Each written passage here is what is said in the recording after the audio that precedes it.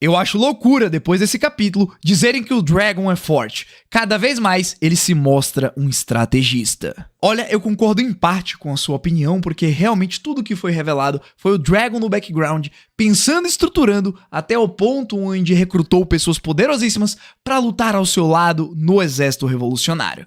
E se a gente parar pra pensar um pouco, o Dragon já fez parte da marinha e é filho do Garp, uma das pessoas mais poderosas do mundo de One Piece. E assim como o treinamento do Luffy foi realmente cansativo, eu não posso desacreditar que o do Dragon tenha sido pelo menos metade do que foi aquilo. E se a gente parar pra analisar, metade daquilo já seria bastante, o que tornaria ele um usuário de Haki bem poderoso. Eu não posso afirmar nada em relação à sua Akuma no Mi, apenas teorizar. Mas se a gente tivesse que dar um voto de confiança pro Dragon, eu acredito sim que além de ser extremamente inteligente para ser um exímio estrategista, ele também é bem poderoso. E claro, a gente vai descobrir isso logo em breve. Qual você acha que vai ser a recompensa do Monkey D. Dragon? Já que o Garp menciona que ele é o homem mais procurado. Em relação a recompensas, a gente sempre esteve muito acostumado a dar uma olhada naquele tipo de cartazinhos que aparecem em todo o mundo de One Piece. Mas muitas pessoas não pararam para analisar que tudo aquilo que aparecia naqueles papéis sempre estavam relacionados a piratas. Afinal, a era dos piratas é quem está mandando atualmente. Por Dragon ser um revolucionário, as coisas funcionam um pouco diferente. Embora a gente não tenha um número exato, podemos acreditar que ele é mais perigoso do que todos os piratas que já existiram até agora. E quando eu digo isso, podem colocar na conta Roger, Barba Branca, Kaido e muitos outros. Ou seja, se eu tivesse que chutar um número exato, eu chutaria que é mais de 7 bilhões de berries. E o motivo para isso é que ele não é apenas um pirata, um criminoso comum. Ele declarou guerra diretamente para o governo mundial, tem ligações diretas com o povo de Ohara que fazia as pesquisas proibidas, e o melhor de tudo, a cerejinha do bolo, ele era da marinha e deserdou o cargo. Ou seja, assim como Aokiji, Dragon possivelmente tem muitas informações sobre o governo mundial e todas as suas organizações. E como sabemos, informação é poder. Será que o Kuma vai tirar as dores do Luffy pra ele poder lutar? Olha, essa realmente me pegou desprevenido, porque faz muito sentido. Se a gente parar pra pensar que Kuma saiu de Mary Joyce e está indo diretamente pra Egghead porque Bonnie está em perigo, nós temos sim a chance dele chegar na ilha, perceber que é o Saturn, entender que ele não teria a mínima chance de lutar contra aquele ancião.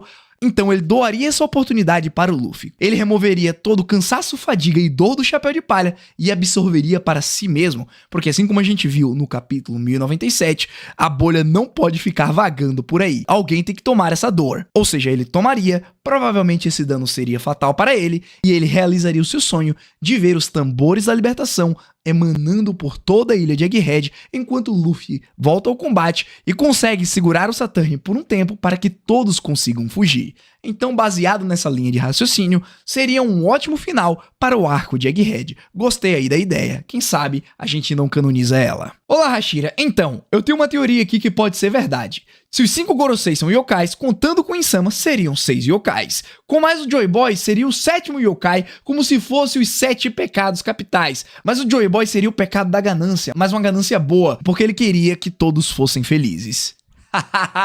Cara, você foi na lua ver o Enel e voltou diretamente pra Terra com essa teoria. Bom, vamos lá. Cara, a gente não pode partir do pressuposto que todos ali sejam yokais, mas sim que eles são baseados em yokais japoneses. Nós entendemos que como Oda escreve a sua história, ele não pega pontos únicos de uma cultura para simplesmente entregar isso como fonte de poder. Ele prefere sim se basear em algo como elemento principal e pegar outros pontos importantes que, quando associados, tornam a história muito mais envolvente. Ou seja, baseado nisso, nós podemos sim quase que confirmar que os Gorosei Insama têm poderes baseados em demônios, yokais ou criaturas malignas, para assim eles representarem todo o conceito de maldade e depravação que existe no mundo de One Piece. Agora falando de Joy Boy, principalmente porque você associou ele ao pecado da ganância, por querer a felicidade de todos os outros. Putz, então seria muito bom assim todos nós sermos pecadores gananciosos, não é mesmo? Porque assim a gente quer que o mundo seja feliz.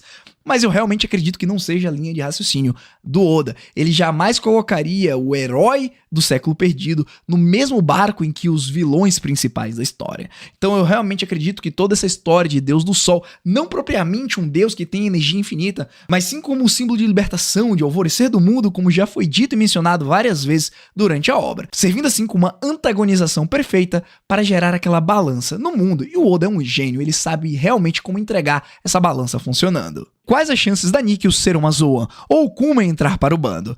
Primeiramente, a Nikki ser uma Zoan eu acho que eu já descartaria. Já estamos por aqui de Zoan míticas e agora eu já lancei a teoria do Dragon tendo uma Zoan mítica também. Então eu vou ficar apenas com mais uma, pois estou acreditando fielmente que já acabou o momento desse tipo de Akuma no Mi reinar no mundo de One Piece. Pelo menos eu espero. Vamos agora para os poderosos Hakis. Então eu acredito que o Kuma seja realmente uma paramécia muito poderosa, assim como a Ope Ope no Mi do Trafalgar Law. Chance do Kuma entrar para o bando, eu acredito também que seja muito baixa, pois, baseado na maneira como o Oda está levando a história, é bem possível que ele deixe com que a nova geração resolva os problemas do mundo. Então eu acho muito mais possível a Bonnie entrar no bando, caso ela realmente seja Bonnie, do que realmente o Kuma. E seria até de certa forma poética, vendo a possível filha do Kuma, herdeira da vontade dos bucaneiros, fazer parte da mesma tripulação que Joy Boy faz, tornando assim a fala que o Shanks sempre solta verdadeira, que é o caso de chegou o momento da nova geração. E se o chapéu do Luffy for One Piece? Eu deixei essa daqui porque parece que o cara tá assistindo o Two Piece diretamente, mais uma vez, da lua do ladinho lá do Enel. Então o Roger chegou a Left Tail e percebeu que, na verdade, o chapéu de palha que ele usou por muitos anos e esse mesmo chapéu que ele deixou lá em Logtown com o Shanks, na verdade era o tesouro, e quando ele olhou pra tudo aquilo, ele começou a rir. É exatamente por isso, assim, ó, canonizado, chapéu de palha é o One Piece. Toda viagem de Roger serviu pra absolutamente nada. Toda viagem, toda saga do Luffy não tá servindo pra nada, porque todos carregaram esse tesouro por décadas. Vamos ser sinceros, né? Se isso fosse verdade, seria pior do que o One Piece é os amigos que fazemos pelo caminho. Pra ser sincero, essa parada aí dos amigos faz até muito mais sentido do que o do chapéu de palha. Então, realmente, falando sério agora, eu acho muito improvável que isso aconteça. Vou mostrar algo mais sobre o passado do Dragon e se ele tinha uma Akuma no Mi? Meu querido, pode ter certeza que sim. Durante o flashback do Bartolomeu Kuma, Oda está explorando os elementos que nós mais queríamos que ele explorasse por anos, e dessa vez conhecemos agora o surgimento do exército revolucionário. Esse é o momento que Dragon entrou na história.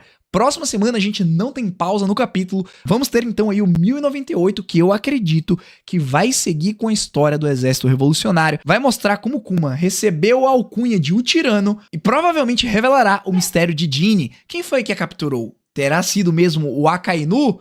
Dragon lutando contra Akainu no passado é realidade? Que tipo de relação eles tinham quando o pai do Luffy era da marinha? E obviamente, qual é o nível de poder do criminoso mais procurado do mundo, desse líder do exército revolucionário? Essa com certeza são pautas que o Oda está preparando assim, ó, bem devagarzinho a escrita, o desenho para nos entregar, e provavelmente o grande clímax vai aparecer no capítulo 1100. Muitas pessoas aí já inclusive teorizaram que a primeira vez que o Dragon apareceu no mangá foi no capítulo 100, ou seja, 1000 capítulos depois, nada mais justo do que o Oda nos entregar uma explicação completa de quem é esse personagem. Não só sobre o seu passado, mas como ele pretende lutar contra o governo mundial, ou seja, passaremos até por que tipo de poderes ele possui e que tipo de estratégias ele utilizará. Kuma deixou a bolha de memória em Egghead como um backup. Quando chegar lá, ele vai recuperar a sua humanidade. Essa pata que está vagando no laboratório do Dr. Vegapunk é uma grande incógnita, porque foi nos demonstrado durante o capítulo 1097 que se uma pata de dor ou de qualquer sentimento, emoção, alguma coisa que seja, não for logo absorvida por alguém, ele vai voltar para a pessoa de origem. Ou seja, como é que o Kuma retirou todas as suas memórias e deixou ali panguando naquele laboratório, sem que depois de um determinado tempo aquilo voltasse para ele. E para responder isso, apenas algumas poucas alternativas ficam. Porém, a que eu vou querer acreditar é que existe uma tecnologia específica no laboratório do Vegapunk que impede que aquela pata volte para o Kuma. Então, caso se torne realmente verdade Kuma chegar em Egghead e uma grande luta se estourar, podemos ver sim o laboratório ser danificado e seja lá qual for a proteção que mantém aquela pata dentro dele, vai ser quebrada, ou seja, ela retornará diretamente para o seu usuário original, nesse caso, o Kuma. E sim, podemos ver ele recuperando a sua humanidade, seus sentimentos e as suas memórias. E isso sim seria uma cena poética, porque imaginem só, assim como eu mencionei lá na análise do capítulo, nesse momento em que Kuma recuperar todas essas emoções, Bonnie recupere também as memórias que na verdade ela é Jeanne. E nesse momento eles vão olhar um para o outro e seus olhos se encherão de lágrimas por eles terem se reencontrado mais uma vez depois de todos esses anos. Fechando assim, de forma poética, todos os enigmas que pairavam sobre esses dois personagens. Seria ou não digno de Oda Gênio? Comenta aí embaixo o que você acha de todas as questões que a gente discutiu nesse vídeo. E muito obrigado por mais um SBS. Hashiri falando vazando, eu fui.